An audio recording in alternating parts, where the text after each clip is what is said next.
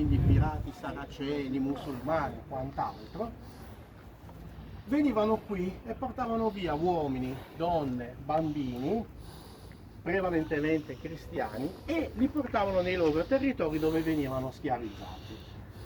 I padri mercenari come obiettivo avevano quello di intavolare delle trattative con i musulmani, quindi anche in cambio di denaro, per riscattare tutte queste persone e riportarle. Successivamente, poi diciamo con la fine di questa, diciamo, di questa schiavitù, si sono dedicati all'evangelizzazione. Quindi,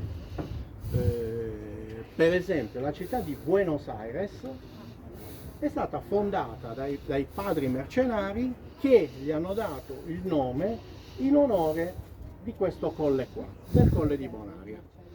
Infatti tutti i papi, da Paolo VI in poi, quando sono venuti a fare le visite qui a Cagliari, vengono sempre alla chiesa di Bonaria, escluso Papa Luciani perché è vissuto un mese, non ha fatto, diciamo, non ha fatto in tempo a venire. Poi sulla storia di Paolo VI vi racconterò degli aneddoti, delle cose che ho trovato su quello che è successo durante la visita. Comunque, aspetta.